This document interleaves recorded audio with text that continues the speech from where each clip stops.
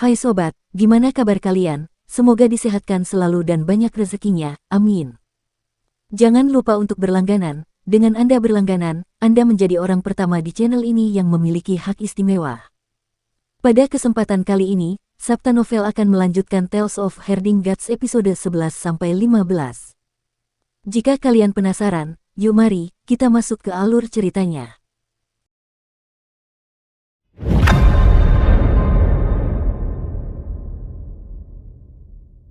Kalau saja nenek si atau kepala desa ada di sini, mereka pasti akan memarahi Kinmu karena bermain-main dan membahayakan dirinya sendiri.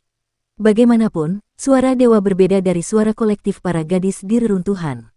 Nenek si dan kepala desa akan menganggapnya sebagai kesalahan untuk menggunakan nyanyian suara iblis untuk melawan suara dewa dan menghancurkan tembok.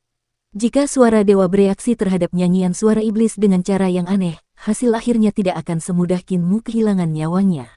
Ada kemungkinan jiwanya bisa hancur. Akan tetapi, tidak satu pun dari keduanya ada di sana untuk memberitahu Kinmu tentang bahaya ini, jadi dia tidak tahu tentang risikonya. Begitu Kinmu mempelajari mantra kuno suara iblis, dia mencobanya. Ketika ki vitalnya mencapai ruang di tengah alisnya, suara dewa dari 9 surga di atas bergema seperti biasa, mendorong kembali ki vitalnya. Kinmu melafalkan mantra suara iblis dan kedua suara itu segera mulai bertarung satu sama lain. Kinmu memanfaatkan kesempatan itu untuk mendorong ki vitalnya dan membuatnya menghancurkan dinding embrio roh. Namun, suara dewa selalu berhasil menembus nyanyian iblisnya dari waktu ke waktu, mendorong kembali ki vitalnya. Meskipun mengalami kegagalan demi kegagalan, Kinmu tidak mau patah semangat dan terus mendorong ki vitalnya ke arah dinding. Setelah ratusan kali gagal, ki vitalnya akhirnya berhasil menabrak dinding embrio roh. Namun, dinding itu tidak hancur. Dinding embrio roh masih berdiri kokoh. Aku tidak bisa menggunakan semua ki vitalku karena suara dewa menggangguku, Kinmu berpikir dalam hati, agak memahami apa yang telah terjadi. Karena itu, tembok itu tidak runtuh. Setelah menemukan masalahnya, Kinmu melanjutkan usahanya untuk menghancurkan dinding tersebut. Setelah berkali-kali gagal, ia akhirnya berhasil menghancurkan dinding embrio roh dengan ki vitalnya sekali lagi. Sama seperti pertama kali, tembok itu tidak runtuh. Tidak lama setelah itu, dia berhasil memukulnya untuk ketiga kalinya, lalu keempat kalinya, dan kelima kalinya. Sejak apoteker mengajarinya cara mengolah tanaman herbal menjadi obat, Kinmu telah mengembangkan kesabaran yang hampir tak terbatas. Memurnikan tanaman herbal menguji kesabaran, kebijaksanaan, visi, dan kehalusan seseorang. Di antara sifat-sifat ini, kesabaran adalah yang paling penting. Jika seseorang tidak sabar, mereka tidak akan pernah bisa meramu obat yang manjur. Setelah mengalami kegagalan yang tak terhitung jumlahnya, Kinmu akhirnya dapat mendengar suara retakan yang keluar dari celah di antara kedua alisnya. Suara ini terdengar seperti melodi surgawi yang lembut. Meskipun Kinmu memiliki kemauan yang kuat, dia tidak bisa menahan kegembiraannya. Sebuah retakan berbentuk petir muncul di dinding embrio roh. Dinding embrio roh tidak kasat mata, jadi hanya bisa dirasakan, tidak terlihat. Saat retakan itu muncul, seberkas cahaya bersinar dari alisnya dalam bentuk sambaran petir. Saat hal itu terjadi, hal itu memberikan Kinmu perasaan yang menakjubkan. Jika seseorang menutup matanya, semuanya akan menjadi gelap gulita. Mereka tidak akan dapat melihat ruang di antara kedua alisnya, harta karun ilahi embrio roh, atau dinding embrio roh. Jika ki vital seseorang menciptakan retakan di dinding embrio rohnya, mereka akan dapat melihat seberkas cahaya bersinar dari kegelapan dalam bentuk sambaran petir. Begitu itu terjadi, mereka akan dapat melihat dinding embrio rohnya. Kinmu tidak hanya melihat dinding embrio rohnya, dia bahkan dapat melihat harta karun ilahi embrio roh melalui celah bergerigi di dalamnya. Harta karun ilahi embrio roh memancarkan cahaya yang kuat dan cemerlang. Cahaya yang berkilauan dan ki vital yang tebal ini mengalir melalui celah berbentuk petir dan menyatu dengan ki vital di luar tembok. Ki vital di sisi lain tembok dengan harta karun suci itu jauh lebih murni dan kuat daripada ki vital yang telah dikultivasikan Kinmu selama ini. Namun, keduanya serupa karena keduanya tidak memiliki atribut apapun. Kinmu sangat yakin bahwa ki vital yang ia kembangkan berasal dari tubuh penguasanya, jadi ia baik-baik saja meski tubuh itu tidak memiliki atribut. Selain ki vital, ada sesuatu yang lebih mistis yang tersembunyi di dalam harta karun ilahi embrio roh. Namun, karena dinding itu hanya retak bergerigi dan belum sepenuhnya rusak, Kinmu tidak dapat melihat apa lagi yang ada di dalamnya. Hati Kinmu hancur saat retakan berbentuk petir itu mulai menutup. Dinding embrio roh ternyata tidak sesederhana yang dipikirkannya. Meskipun bentuknya selalu berbeda, energi tak berbentuk yang terkandung di dalamnya seperti lem yang lengket.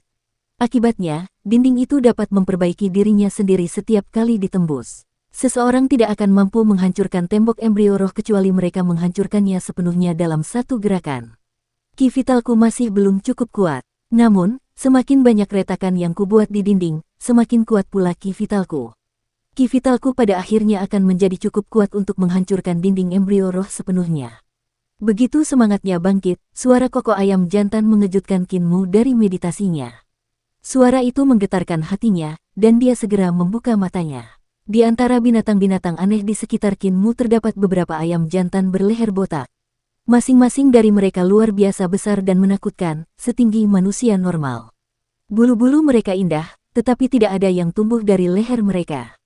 Ini adalah burung-burung yang baru saja berkokok. Sudah hampir pagi, kata Kinmu saat tersadar, terbangun dari lamunannya. Sinar cahaya redup mulai muncul di langit timur, menandakan fajar akan segera menyingsing. Sudah terlambat bagi Kinmu untuk mencoba dan menghancurkan tembok embrio roh sepenuhnya.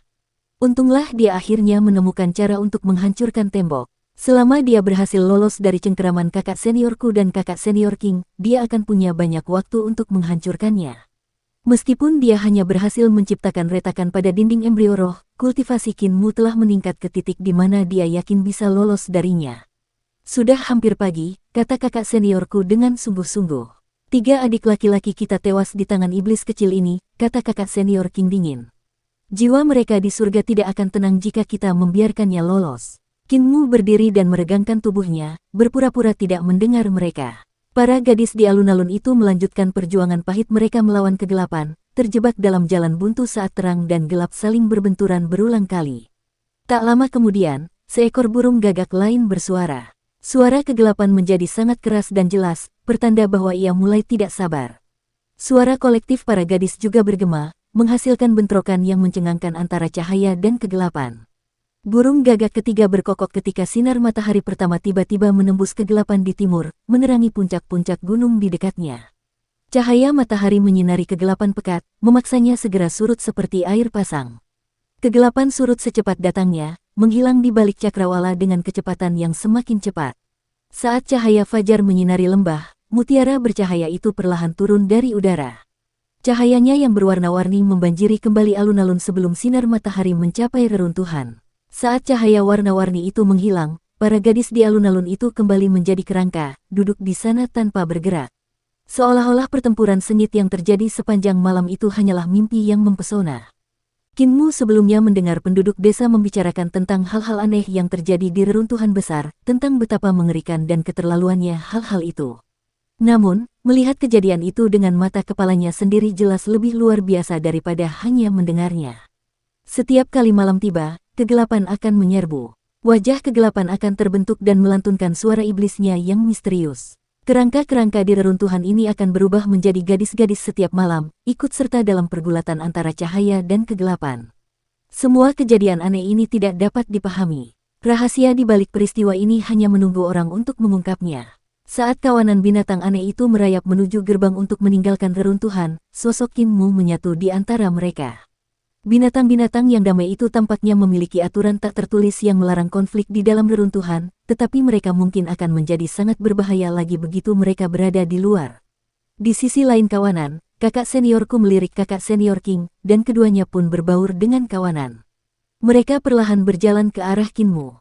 Kawanan itu terus berjalan keluar dari reruntuhan dengan tertib ketika, tiba-tiba, sebuah pedang melesat pelan ke arah Kinmu dari belakang. Dia segera menghindari serangan itu, mengakibatkan pedang harta karun itu hampir menusuk binatang buas di dekatnya. Binatang aneh itu meraung kesal. Adik perempuan, jangan gunakan pedangmu, seru kakak seniorku. Jika kawanan binatang aneh ini mengamuk, kita semua akan mati di sini. Peringatannya membuat adik King mengambil kembali pedang harta karunnya dan melompat ke punggung seekor binatang aneh. Melompat dari satu binatang ke binatang lain, dia dengan cepat mendekati Kinmu. Kinmu iri dengan kemampuan kakak senior King dalam membentuk benang ki dan menggunakannya untuk memanipulasi pedang harta karunnya dari jarak puluhan meter. Meskipun kemampuan ini tidak sehebat seni ilahi jagal, ia tetap menganggapnya mengesankan. Langkah kaki kakak senior King ringan dan anggun, dan gaunnya berputar di udara seperti bunga teratai merah muda. Dari bawah bunga teratai itu, kakinya menendang ke arah Kinmu seperti bilah tajam. Keterampilan kakinya yang dia gunakan tajam dan tepat. Setiap tendangannya tampak seperti palu besar yang dipenuhi paku dan menyebabkan sekelilingnya bergetar dengan dengungan. Keterampilan kaki semacam ini dapat dengan mudah menghancurkan batu-batu besar dan bahkan menembus dinding besi. Mata Qin Mu berbinar saat dia menghadapi tendangan beruntun dari kakak senior King. Ketika mengingat kembali latihannya, dia teringat si kelumpuhan yang memberitahunya tentang bagaimana jurus kaki mencuri surga tidak pernah kalah dari jurus kaki lainnya. Sebuah kaki putih menyembul dari balik gaun merah jambu, beradu dengan kaki berotot yang terbungkus celana pendek kulit binatang. Meskipun kaki kakak senior King panjang dan lentur, kakinya mengandung sejumlah kekuatan yang mencengangkan yang menyerupai ketajaman pisau yang dipadukan dengan kekuatan kapak. Sebaliknya, kaki Qin Mu jauh lebih kokoh, tetapi juga tampak anggun dan ringan. Seolah-olah kakinya tidak mengandung banyak kekuatan sama sekali. Ledakan, ledakan, ledakan. Kaki mereka bertabrakan dalam serangkaian ledakan. Kedua kaki kakak senior King langsung menerima banyak tendangan. Keterampilan kaki Qin Mu terlalu cepat untuk membuatnya bereaksi. Saat tendangan Qin Mu yang bertubi-tubi menghantam, kekuatan luar biasa di kakinya menjadi tidak berguna. Kekuatan itu langsung lenyap dari kakinya seolah-olah kaki Qin Mu telah melahapnya. Omong kosong. Saat Qin Mu terus menendang kakak senior King, kakinya yang sakit mulai mati rasa. Tendangannya menghantam pinggang, dada, dan tenggorokannya seperti badai yang menghantam pohon pisang. Setelah serangkaian pukulan, tubuh Qin Mu berputar di udara saat ia memutar tubuhnya untuk melancarkan tendangan ke belakang. Tendangan ini berbeda dari keterampilan kaki yang selama ini ia gunakan. Tendangan-tendangannya sebelumnya mengorbankan kekuatan demi kecepatan, sedangkan tendangan yang saat ini ia persiapkan untuk dilancarkan mengandung sejumlah kekuatan yang mengejutkan. Wah, Qin Mu melancarkan tendangan punggungnya, mengenai wajah kakak senior King. Hidungnya menempel di wajahnya dan serpihan tulang beterbangan dari mulutnya, dagunya hancur berkeping-keping. Kakak senior King terlempar jatuh terjerembab ke dalam reruntuhan bagaikan anak panah yang melesat dari busurnya. Hasil ini membuktikan apa yang diyakini Qin Mu. Heaven Pilfering Divine Legs adalah yang terbaik. Qin Mu tidak berani menyatakannya sebagai yang terbaik di dunia, tetapi itu pasti yang terbaik di desa. Meskipun jurus kaki kakak senior King tampak ganas dan kuat, Qin Mu telah melukainya dengan parah bahkan sebelum dia sempat menyentuhnya. Terlebih lagi, Qin Mu bahkan tidak menggunakan ki vital apapun, hanya mengandalkan kekuatan tubuhnya.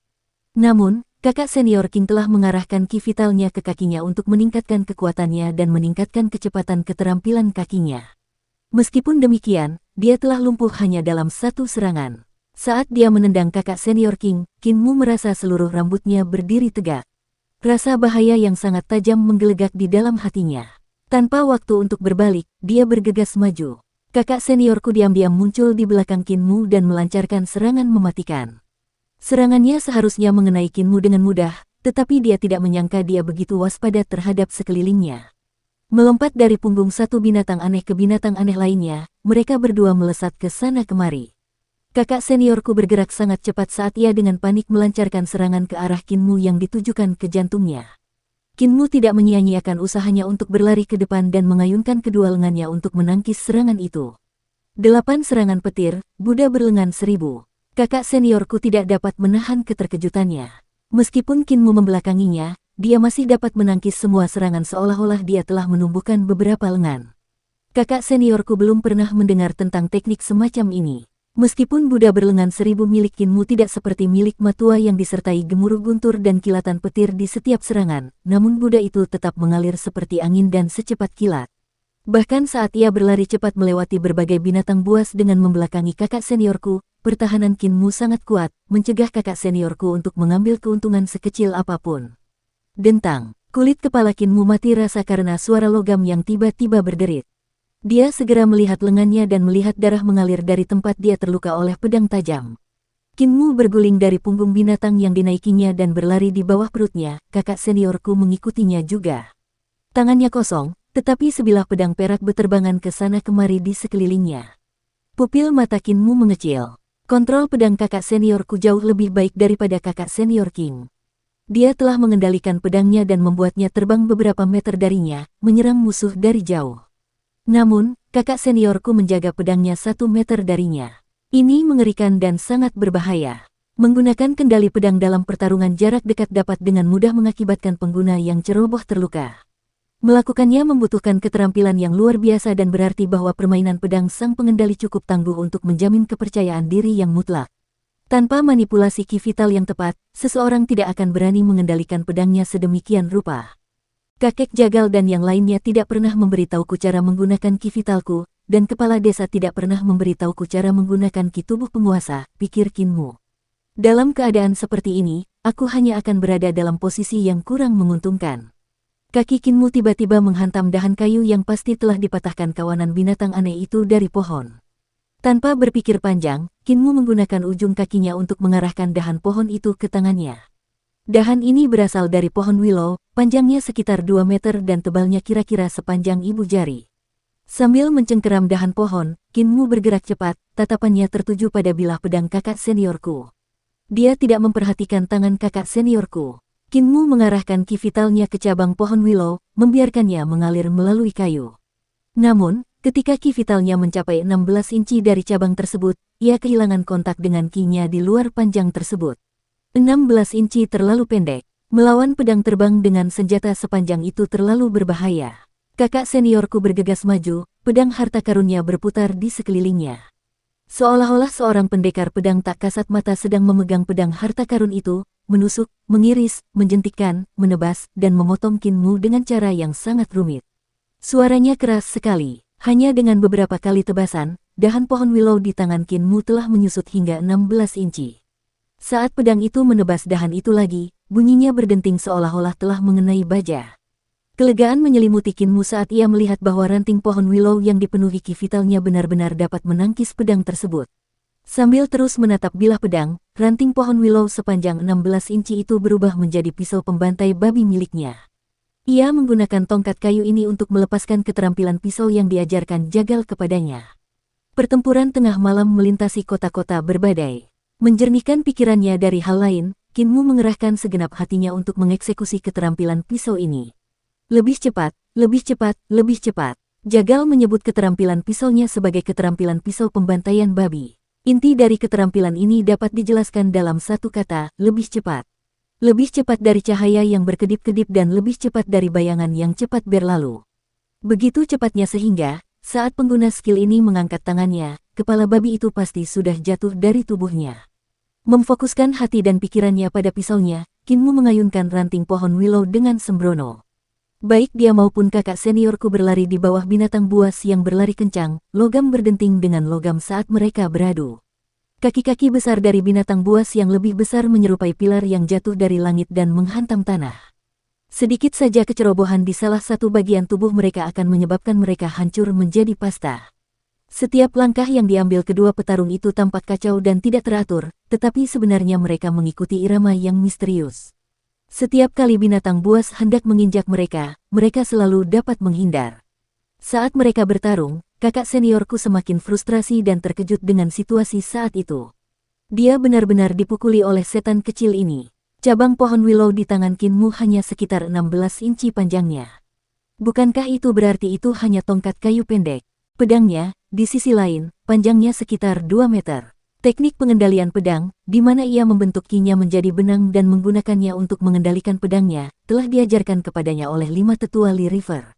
5 tetua Lee River adalah individu-individu kuat yang telah menghancurkan dinding makhluk surgawi mereka dan membangkitkan harta karun ilahi makhluk surgawi mereka. Itu saja sudah menandakan betapa rumitnya teknik pengendalian pedang yang diajarkan oleh mereka. Selain teknik pengendalian pedang, kakak seniorku juga menggunakan teknik tinju yang diciptakan oleh 5 tetua Sungai Li, yang disebut seni Sungai Li. Teknik tinju ini menyalurkan ki vital dari kedua lengan, membuatnya melonjak seperti gelombang sungai besar, membelah tepi sungai dengan kekuatan yang tak tertandingi. Dia belum melatihnya ke tingkat seni ilahi, tetapi kekuatannya bukan hal yang remeh. Dengannya, menghancurkan batu besar atau menghancurkan batu menjadi debu adalah hal yang mudah. Namun, dalam menghadapi tongkat kayu kecil milik iblis kecil itu, kedua teknik hebat ini penuh dengan kelemahan. Tongkat kayu itu terus-menerus menerobos pertahanannya, menghujani tubuhnya dengan pukulan. Benjolan menghiasi kepala kakak seniorku, dan memar menutupi sekujur tubuhnya. Akan tetapi, dia lebih merasa ngeri ketimbang frustrasi. Jika tongkat kayu di tangan Kinmu adalah pisau, kakak seniorku tidak berani membayangkan konsekuensinya.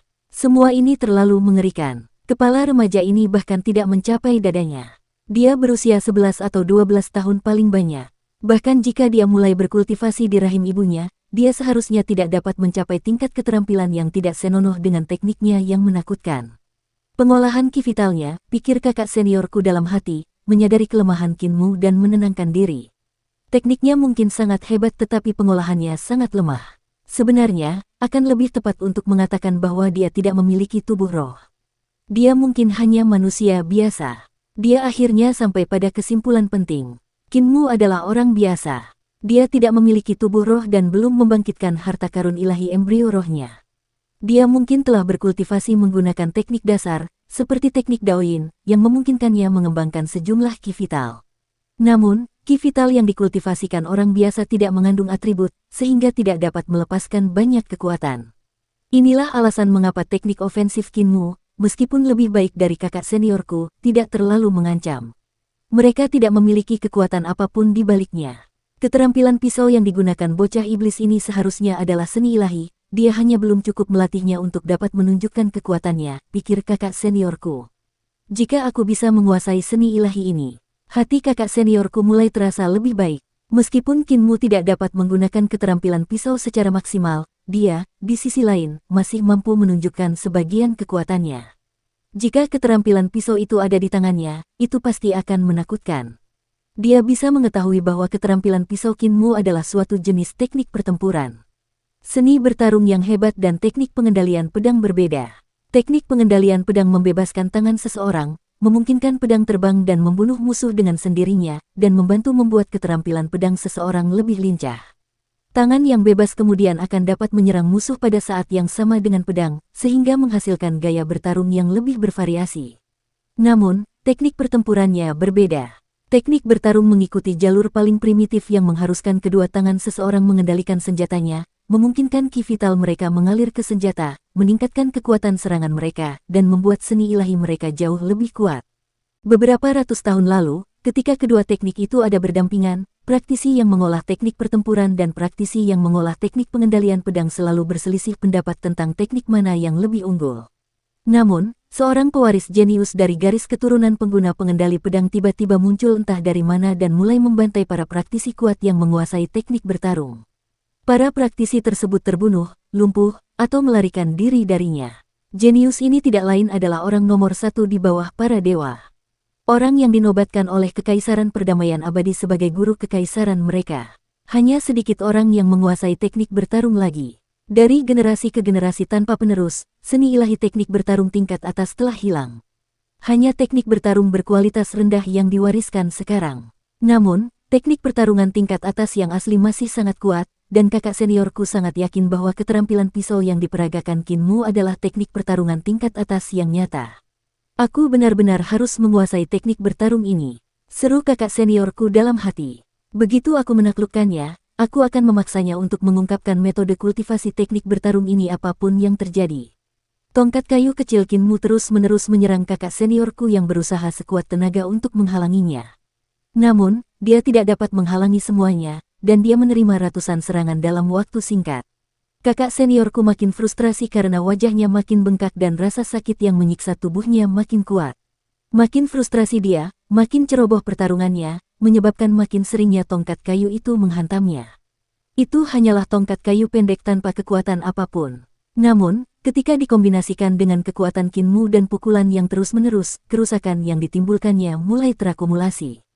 Tubuh kakak seniorku akhirnya menerima sejumlah kerusakan yang signifikan dari tongkat kayu itu, kerusakan yang terus meningkat. Dia akan memukuliku sampai mati. Kenyataan itu membuat darah kakak seniorku menjadi dingin. Kakak seniorku akhirnya ketakutan. Kalau terus begini, dia akan memukulku sampai mati dengan tongkat kayu kecil itu. Dia benar-benar berharap Kinmu memegang pisau. Ah, pisau tumpul pun tidak apa-apa. Tongkat kayu kecil tentu saja tidak memiliki kekuatan yang besar, tetapi dengan semua pukulan yang diterimanya, wajahnya membengkak seperti wajah babi. Bahkan matanya menjadi dua celah, mengaburkan pandangannya. Memar hitam dan hijau menodai kulitnya sementara beberapa ototnya telah menjadi pasta karena pukulan. Bahkan persendiannya telah menerima perlakuan istimewa dari Kinmu. Kinmu sengaja mengincar ligamen dan tendon, bukan tulang. Dengan merobek ligamen dan tendon, setiap gerakan kecil akan menyebabkan rasa sakit yang luar biasa. Dipukuli sampai mati dengan tongkat kayu kecil sungguh sangat mengerikan. Karena seseorang tidak akan langsung mati, rasa sakit dan ketakutannya akan meningkat beberapa kali lipat selama pemukulan. Kawanan binatang buas yang berlari di atas kepala mereka tidak terlihat lagi sekarang, telah bubar pada saat mereka keluar dari gerbang menuju reruntuhan. Kekuatan Kinmu juga menurun. Dia tidak tahu sudah berapa lama dia mengayunkan pisaunya, tetapi dia tidak bisa terus melakukannya. Lagi pula, dia tidak hanya terus-menerus menghindari pedang kakak seniorku, dia juga menghindari kuku dan cakar binatang raksasa yang mereka lawan. Kakinya juga sakit dan bengkak karena terus-menerus melakukan gerakan kakinya yang tidak teratur. Meskipun pelatihan Bacar sering kali disertai dengan serangan kegilaan, ia tetap memahami bahwa Kinmu memiliki batas dan tidak akan pernah melatihnya hingga melewati titik kelelahan. Kinmu tidak lagi punya kekuatan untuk terus mengayunkan pisaunya dan hanya mengandalkan kemauan keras untuk terus maju. Dukung terus channel YouTube Sabta Novel. Dia tahu bahwa, selama kakak seniorku masih memiliki sedikit ki vital yang tersisa, kepalanya lah yang akan berguling. Dia hanya bisa terus memukuli kakak seniorku sampai mati.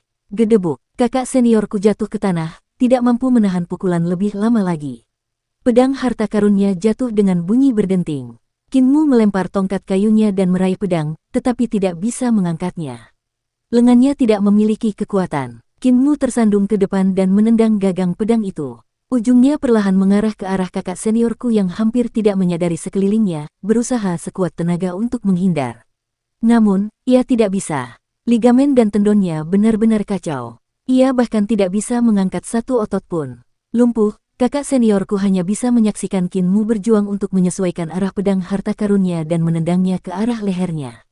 Ia menggesek tanah, menyeret tanah saat bergerak sedikit demi sedikit ke arah kakak seniorku hingga, dengan satu tendangan terakhir, ia menembus lehernya. Darah mengalir, menggenang di sekitar lukanya sementara ia berjuang untuk bernapas dan berdeguk melalui darah yang mengalir dari tenggorokannya. Kelegaan menyelimuti Kinmu. Anggota tubuhnya lemas dan ia jatuh ke lantai. Ia belum pernah merasa begitu lelah sebelumnya. Berbaring di samping mayat terasa menjijikkan, oleh karena itu Kinmu mencoba menjauh. Namun, ia harus menyerah karena tubuhnya tidak mau bergerak. Ini bukan pertama kalinya Kinmu melihat mayat. Wanita yang muncul dari balik kulit sapi dan adik-adik seniorku juga telah menjadi mayat. Nenek Si pernah membawanya ke desa tetangga untuk membantu proses persalinan. Selain menjadi penjahit, Nenek Si juga merupakan seorang bidan yang membantu ibu hamil di daerah tersebut untuk melahirkan. Namun, saat mereka tiba, desa itu telah menjadi kuburan. Tidak peduli apakah mereka laki-laki atau perempuan, muda atau tua.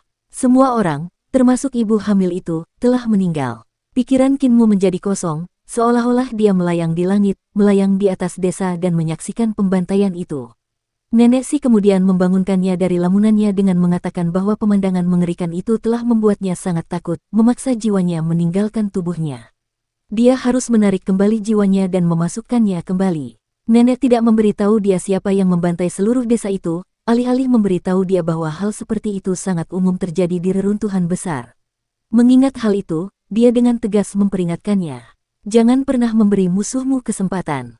Mayat kakak seniorku membuat Kinmu tidak nyaman, tetapi itu bukan hal yang tidak biasa di reruntuhan besar. Di sini, yang kuat memangsa yang lemah.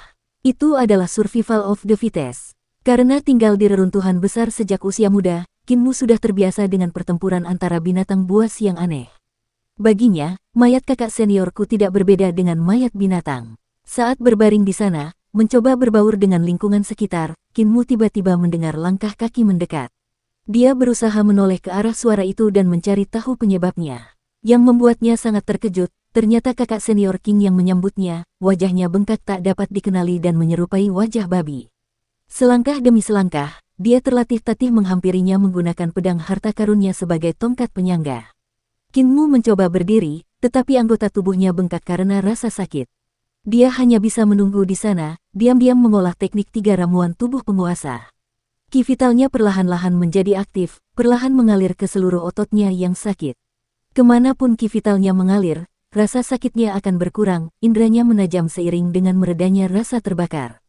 Kakak senior King terus berjalan terlatih-tatih ke arahnya, selangkah demi selangkah.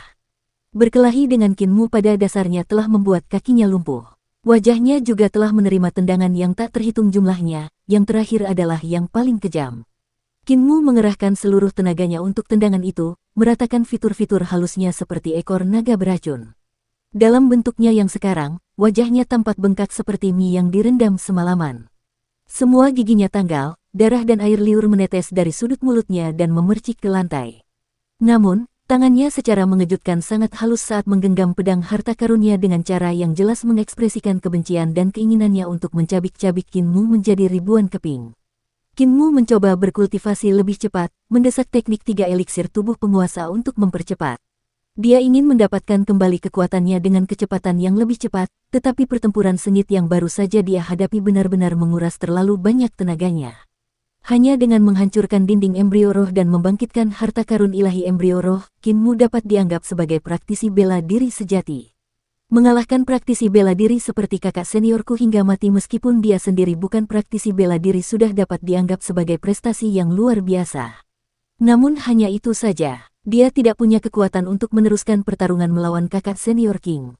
Kakak senior King akhirnya tiba di depan Kinmu. Dia mencoba mengatakan sesuatu, tetapi mulut dan tenggorokannya bengkak sehingga dia hanya bisa mengeluarkan suara berdeguk. Karena frustrasi, dia mengangkat pedang harta karunnya dan jatuh ke depan, lalu dengan kejam menusukkannya ke arah Kinmu. Namun tiba-tiba dia membeku, pedang harta karunnya tidak dapat terus bergerak ke bawah seakan telah bertemu dengan penghalang tak terlihat. Nona kecil yang manis sekali, nenek ini suka sekali melihatmu. Seorang wanita tua muncul di garis pandang mereka, berjalan ke arah mereka sambil membawa keranjang di tangan. Ketakutan melintas di mata kakak senior King dan dia gemetar saat melihat wanita itu, perlahan mundur dari Kinmu.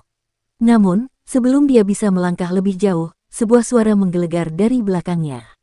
Muer, kau benar-benar menggunakan tongkat kayu kecil untuk bermain-main dengan jurus pisau pembantai babi milikku dan menerima 5476 serangan sebelum akhirnya menjatuhkan pemuda ini, namun kau malah membunuh bajingan kecil ini dengan pedang. Sambil berusaha menoleh, kakak senior King melihat orang-orang dengan penampilan aneh mendekat. Di antara mereka ada seorang pria buta dengan tongkat, seorang pria tanpa kaki, seorang pria tanpa anggota tubuh, dan seorang pria berotot yang kehilangan separuh tubuhnya. Salah satu pria yang lebih cakap menggendong pria berotot itu dalam keranjang bambu besar di punggungnya, dan yang lain menggendong pria tanpa anggota tubuh di atas tandu. Semua orang itu tampak sangat menyedihkan. Satu-satunya yang tampak relatif normal adalah lelaki setengah baya yang membawa keranjang bambu. Akan tetapi, wajahnya benar-benar rusak.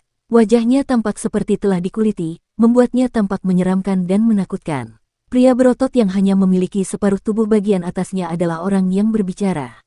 Amarah menguasai wajahnya yang menakutkan saat dia melotot ke arah Kinmu dan memarahinya dari jauh.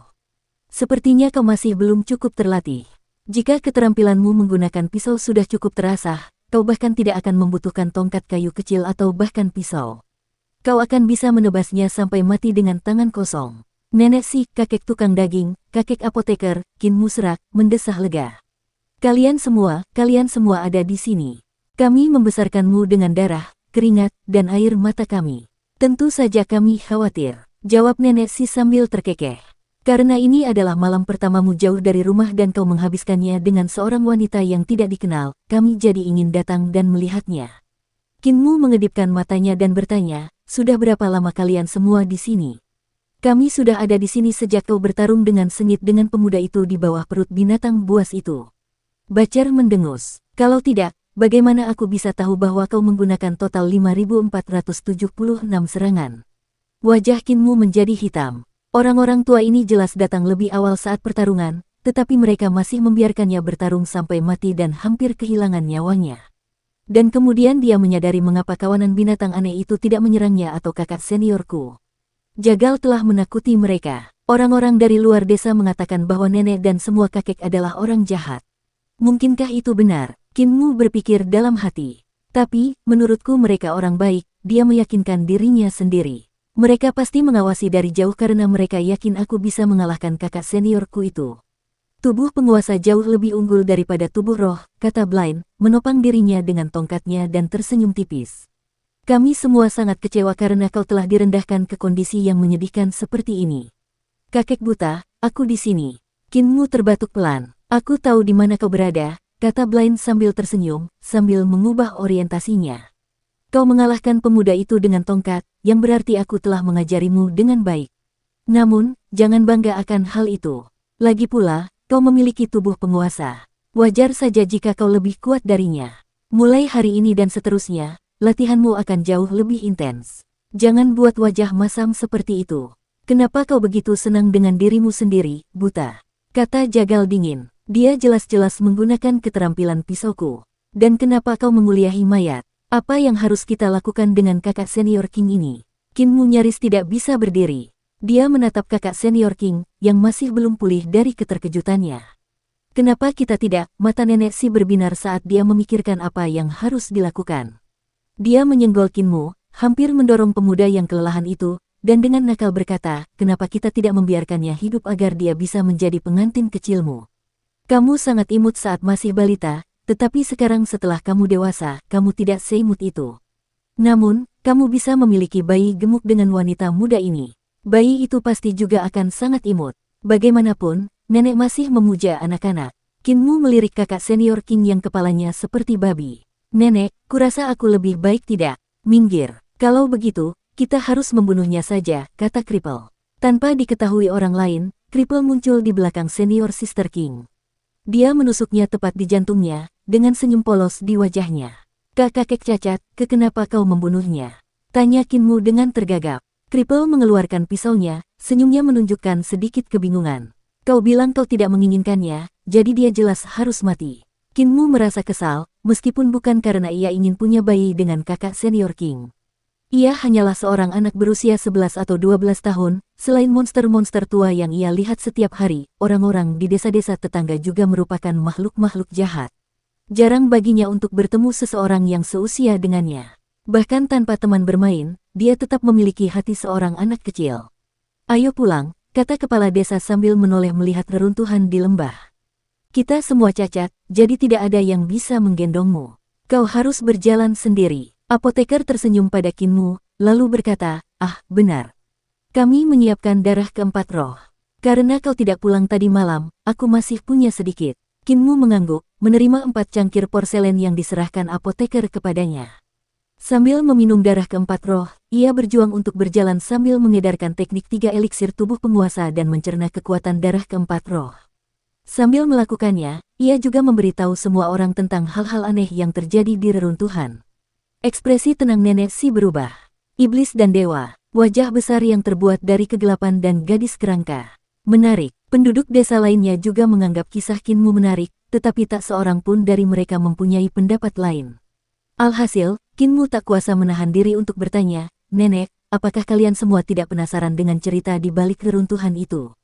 Apoteker mendesah, kerajaan para dewa yang makmur di masa lalu telah lama hancur menjadi abu. Sekarang Anda memberitahu kami bahwa tulang-tulang para dewa berdenting dan menari-nari di malam hari. Mungkinkah mereka masih menolak untuk mati? Si tuli menatap apoteker, membaca gerak bibirnya, lalu menjawab, terlepas dari keengganan mereka, apa alasan mereka tetap ada setelah mereka meninggal? Tidak ada gunanya peduli dengan kisah tempat ini. Apakah kamu benar-benar tuli? Tanya apoteker dengan curiga, sambil melihat telinga tuli. Ditempa dari besi seputih salju, telinga tuli sepenuhnya terbuat dari logam. Telinga itu menggantikan telinga daging dan darah yang seharusnya dimilikinya dan bahkan menutupi liang telinganya. Div mencabut telinga logam dari kedua sisi kepalanya. Sumbat besi sepanjang 3 inci menjorok dari bagian dalam telinga. Sumbat ini perlu dimasukkan ke dalam liang telinganya agar telinga logam tetap menempel di kepalanya. Tusukkan ini ke liang telingamu. Jawab si tuli dingin. Nanti kau akan tahu apakah aku benar-benar tuli. Apoteker itu tersenyum tipis dan tetap diam. Si tuli kemudian menyumpal kembali kedua telinganya yang terbuat dari besi ke dalam liang telinganya, menoleh ke arah si bisu, dan berkata, telinga ini akhir-akhir ini terasa agak tidak nyaman. Aku butuh bantuanmu untuk menyesuaikannya. Si pandai besi yang bisu mengangguk sebagai jawaban. Keluarga tua ini membuat Kinmu terdiam. Dia tidak mengerti bagaimana mereka semua bisa lebih tertarik pada liang telinga si tuli daripada reruntuhan. Muer, terlalu banyak misteri di reruntuhan besar, kata nenek si sambil tersenyum. Selain kerajaan para dewa di lembah ini, masih banyak misteri lain di luar sana. Jika kamu menghabiskan seluruh waktumu untuk memikirkannya, kamu tidak akan bisa menyelesaikan apapun. Saat kelompok mereka berjalan ke arah desa lansia cacat, Kepala desa berkata dengan sungguh-sungguh, karena kalian mampu beradu pukulan dengan pedang harta karun milik pemuda itu hanya dengan menggunakan tongkat kayu sepanjang 16 inci sebagai pisau, jelas bahwa serangan kalian tidak lemah. Pengalaman ini telah membantu kalian meningkat secara signifikan. Mengapa aku tidak bisa mengendalikan benda seperti yang mereka lakukan? Tanya Kinmu, jantungnya bergetar. Ki vitalku tidak bisa memenuhi lebih dari 16 inci cabang pohon willow itu. Dia sangat iri pada pemuda yang mampu mengendalikan pedang mereka menggunakan ki vital sementara dia tidak bisa. Apoteker menggelengkan kepalanya dalam diam. Ki vital orang biasa tidak memiliki atribut. Mengendalikan objek mustahil bagi mereka karena ki vital biasa tidak dapat digunakan untuk melakukan teknik tersebut. Sebagai manusia biasa, mampu menggunakan ki vitalnya untuk menopang 16 inci cabang pohon willow lalu menggunakan cabang pohon willow itu untuk melawan seorang praktisi bela diri seperti kakak seniorku tanpa mematahkannya sudah merupakan prestasi luar biasa bagi Kinmu. Baik tubuh penguasamu maupun harta karun ilahi embrio rohmu belum terbangun, jadi kamu tidak perlu khawatir. Kepala desa menatap Kinmu dengan tenang. Mampu mengalahkan seorang praktisi alam embrio roh yang terampil saat dalam keadaan belum terbangun berarti, begitu tubuh penguasamu benar-benar terbangun, kamu akan menjadi satu tingkat lebih kuat daripada orang lain. Nenek Si dan yang lainnya juga bangga dengan penampilan Kinmu. Kakak seniorku adalah praktisi bela diri puncak di alam embrio roh. Dia bahkan dapat menggunakan kinya untuk mengendalikan pedangnya di dekat tubuhnya, yang dengan jelas menunjukkan bahwa dia tidak jauh dari mencapai alam 5 elemen. Setelah memukuli kakak seniorku sampai mati dengan tongkat kayu kecil, Kinmu dengan jelas menegaskan bahwa kepala desa tidak berbohong tentang tubuh penguasa yang belum pernah dilihat atau didengar sebelumnya. Sudut mata apoteker berkedut saat dia berpikir dalam hati. Kebenaran bahwa Muir hanya memiliki tubuh biasa akan terungkap cepat atau lambat. Ketika saat itu tiba, orang-orang ini pasti akan menjungkirbalikkan seluruh dunia dalam keputusasaan. Namun, sungguh aneh bahwa ia mampu mengalahkan seorang praktisi bela diri puncak hingga mati dengan tongkat kayu kecil. Mungkinkah ia benar-benar memiliki tubuh penguasa? Atau apakah itu hanya pengaruh darah roh? Bahkan dengan mempertimbangkan banyaknya pengetahuan di kepalanya, pertanyaan-pertanyaan yang belum terjawab ini masih membuat apotekari bingung. Mengonsumsi darah keempat roh membuat ki vital di dalam tubuh Kinmu menjadi semakin aktif. Hal ini mengakibatkan otot-ototnya yang meradang pulih dan kembali normal, darahnya mengalir lebih lancar, dan ki vitalnya bersirkulasi lebih cepat. Saat kelelahan perlahan memudar dari tubuhnya, langkah kakinya secara tidak sadar semakin cepat. Ekspresi keheranan tampak di wajah si Tuama, si Cacat, dan penduduk desa lainnya, tetapi mereka tetap diam dan terus mengikuti Kinmu. Kinmu telah menemukan bahwa mengolah teknik 3 eliksir tubuh penguasa sambil berlari membantu meningkatkan kecepatan kultivasinya.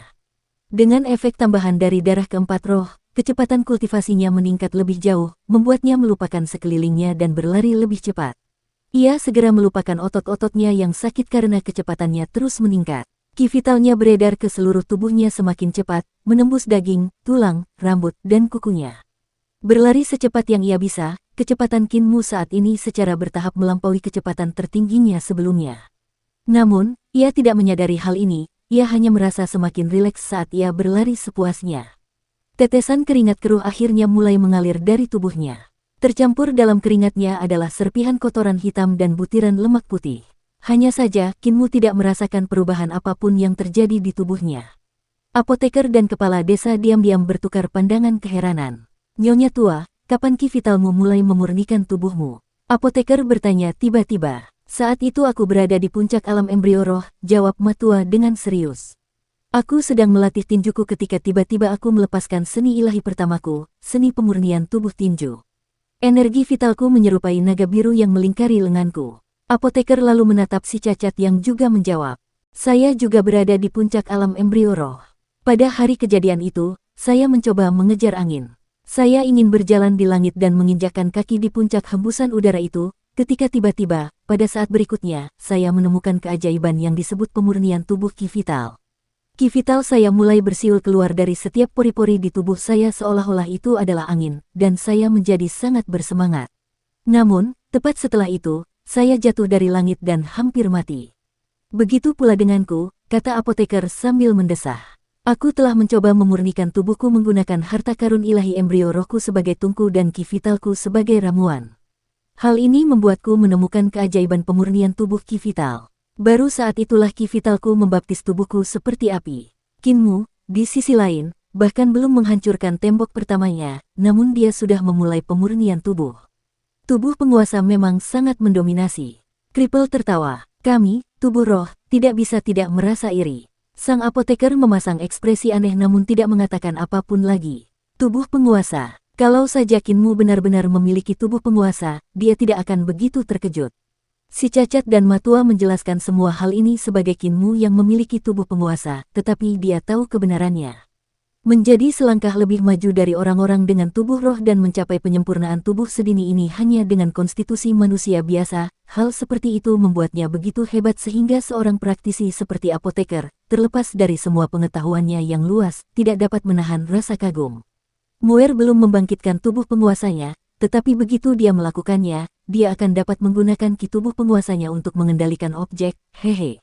Nenek Si berkata dengan gembira. Bahkan pengajar kekaisaran dari Kekaisaran Perdamaian Abadi tidak akan dapat menandinginya jika mereka seusia, kan? Hati sang apoteker hancur ketika dia melihat kepala desa. Kepala desa tetap diam. Tubuh penguasa tidak ada, jadi wajar saja tidak akan pernah ada ki tubuh penguasa. Ki vital biasa tidak akan pernah bisa mengendalikan benda, dan ketika Kinmu mengetahuinya, kebohongannya akan terungkap. Namun sebelum itu, Kinmu terlebih dahulu harus membangunkan tubuh penguasanya, yang berarti ia harus menghancurkan dinding embrio rohnya. Apa yang perlu dilakukan manusia biasa untuk mendobrak tembok? Kepala desa mengerutkan kening. Apakah meminum darah keempat roh itu berpengaruh pada Kinmu? Berapa lama lagi dia bisa menyembunyikan kebenaran dari semua orang? Kinmu berlari bagai angin, ki vitalnya semakin kuat. Tidak peduli seberapa jauh ia berlari, penduduk desa lansia cacat selalu dapat mengimbangi langkahnya. Bahkan si buta dapat mengimbangi semua orang seolah-olah ia terus bergerak di tanah datar. Tepat saat Kinmu memasuki sebuah hutan, sesosok hitam pekat muncul dan berteriak, "Mati kau, anak muda!" Itu adalah kera iblis. Ia mengeluarkan teriakan marah ketika melihat Kinmu, si anak muda, menyerang wilayahnya sekali lagi. Si Tuama yang berlengan satu melirik ke arah kera iblis yang mengamuk. Tatapan itu tanpa emosi. Hal itu membuat binatang raksasa itu ketakutan, membuatnya merasa seolah-olah akan mati di saat berikutnya. Akibatnya, ia tidak berani bersikap sombong, segera meninggalkan wilayahnya dan melarikan diri. Kinmu terus berlari cepat kembali, ki vitalnya bersirkulasi dan berkembang pesat selama sisa perjalanan tanpa insiden. Baru setelah mencapai desa lansia cacat, dia terbangun dari transnya dan menemukan bahwa tubuhnya dipenuhi kotoran.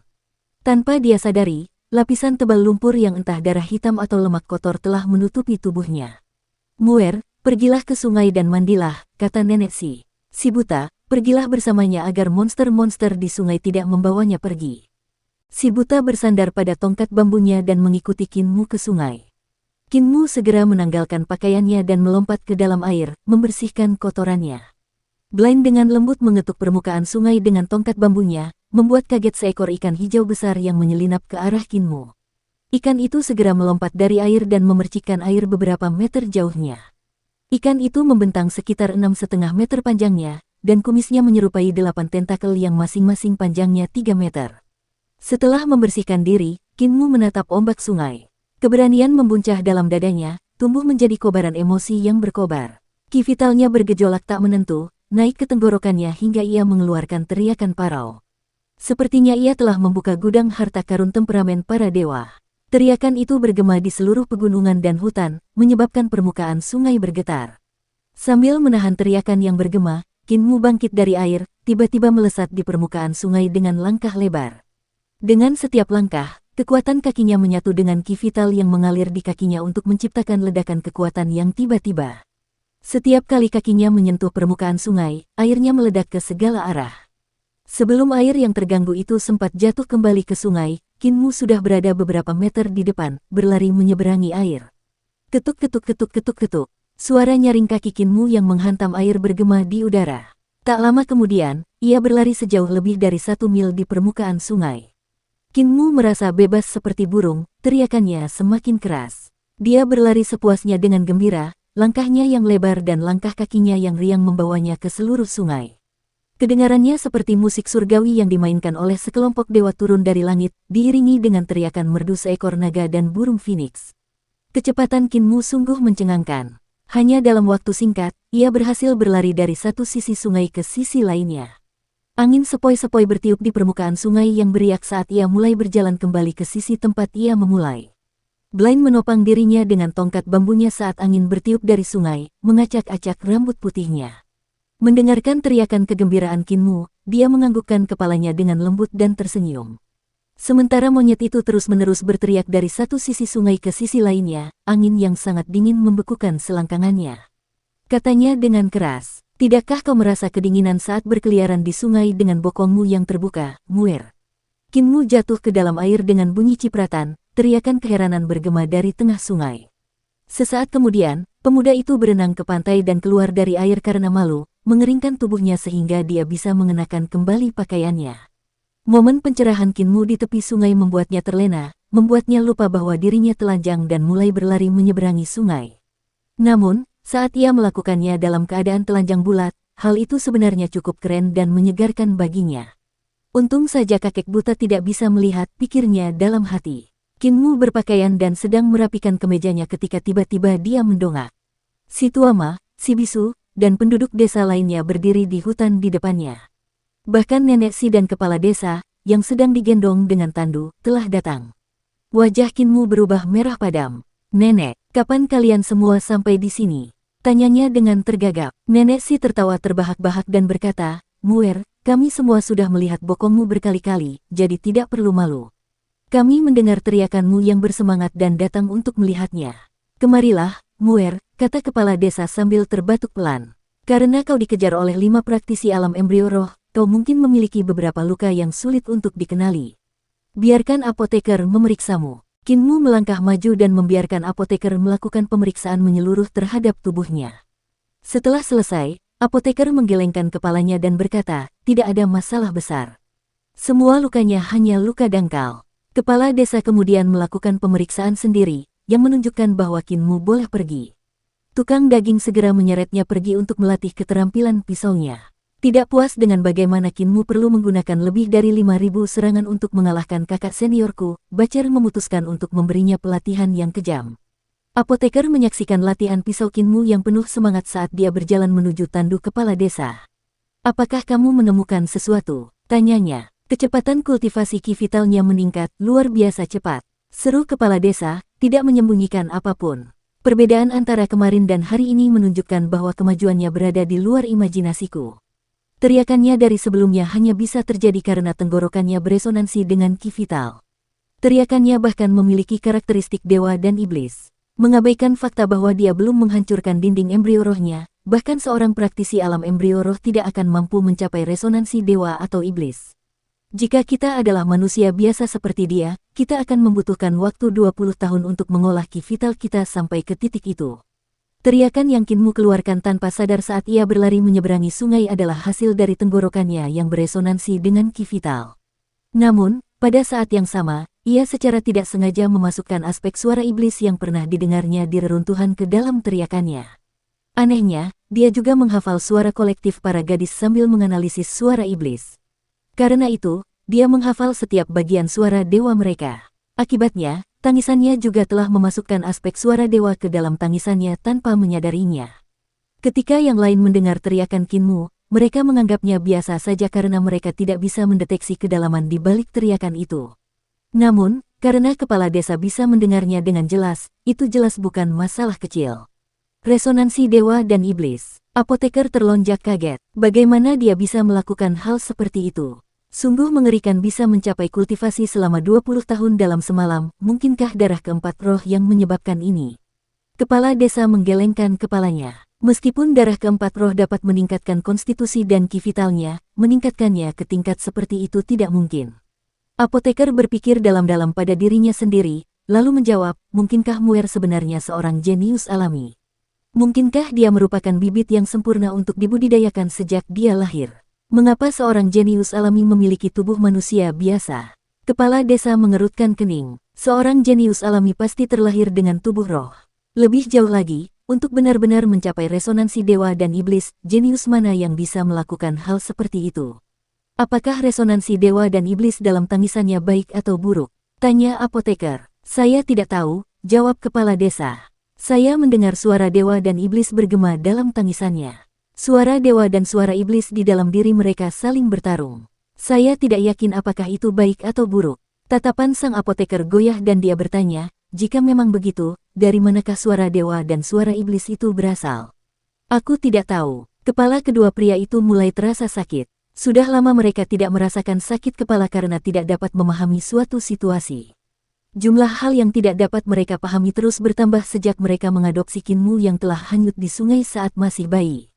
Malam segera tiba, dan desa lansia cacat kembali diselimuti kegelapan. Di sebuah rumah kayu, nenek Si tidur di kamarnya dan Kinmu tidur sendiri. Di tengah malam, suara muram bergema di benak Kinmu yang tak sadarkan diri. Suara merdu bergema sebagai tanggapan. Itu adalah suara dewa dan iblis dari sebelumnya. Mereka mulai bertarung satu sama lain, suara mereka semakin berisik dan keras. Resonansi suara dewa dan iblis perlahan meningkat menjadi bentrokan antara kegelapan dan cahaya. Dalam benaknya, Kinmu tiba-tiba berubah menjadi jiwa tak berwujud yang melayang di langit di atas bentrokan itu, menatap kosong ke bawahnya. Lokasi pertarungan antara kegelapan dan cahaya ini tampak persis seperti reruntuhan tempat ia pertama kali menyaksikan tontonan seperti itu. Namun, tempat ini jauh lebih luas dan megah. Kegelapan menyerupai tentakel yang terus-menerus menembus cahaya, sementara cahaya akan tiba-tiba menyerang dalam semburan pendek, menyapu bersih kegelapan. Beberapa saat kemudian, Kinmu akhirnya dapat melihat dengan jelas apa yang membentuk kegelapan dan cahaya. Kegelapan itu sebenarnya adalah gelombang setan yang tak berujung yang menyerbu ke arah cahaya seperti air pasang yang deras. Suara iblis itu bukanlah suara satu entitas saja, melainkan teriakan perang miliaran iblis. Hal yang sama juga terjadi pada cahaya. Itu sebenarnya adalah lautan dewa yang mengenakan baju besi emas yang berteriak, menyerbu untuk melawan para iblis. Kinmu saat ini, berdiri, tinggi di atas pertikaian ini, membuat semua dewa dan iblis tampak seperti titik-titik kecil. Dia mengira itu adalah bentrokan antara cahaya dan kegelapan karena dia terlalu jauh dari konflik tersebut untuk bisa melihatnya dengan jelas. Sekarang setelah dia dapat melihat apa yang sebenarnya terjadi, dia merasa terkejut dan ngeri. Kinmu tiba-tiba membuka matanya, tubuhnya basah oleh keringat. Dia menyadari bahwa suara-suara keras para dewa dan setan memenuhi pikirannya, mengancam akan membelah kepalanya menjadi dua. Namun, tepat pada saat itu, liontin giok yang dikenakannya di dadanya perlahan naik ke udara, melayang hingga ke tengah alisnya dan dengan lembut berhenti di sana. Perasaan lembut dan menenangkan mengalir ke kepala Kinmu, dan suara-suara itu menghilang. Kinmu tiba-tiba duduk tegak, bernapas dalam-dalam sementara kebingungan memenuhi hatinya. Dia tidak tahu apa yang baru saja terjadi. Beberapa saat kemudian, dia meninggalkan rumah dan berjalan melewati desa sambil membandingkan liontin gioknya dengan cahaya redup patung-patung batu desa tersebut. Kegelapan menyelimuti segala sesuatu di luar desa, jadi liontin giok itu memancarkan cahaya yang sama halusnya. Kinmu menatap liontin itu dengan linglung, matanya bersinar karena cahayanya. Dia tampaknya tidak dapat melepaskannya. Tanpa sepengetahuannya, Nenek Si mendekat dari belakang dan kebetulan melihat pemandangan angker ini.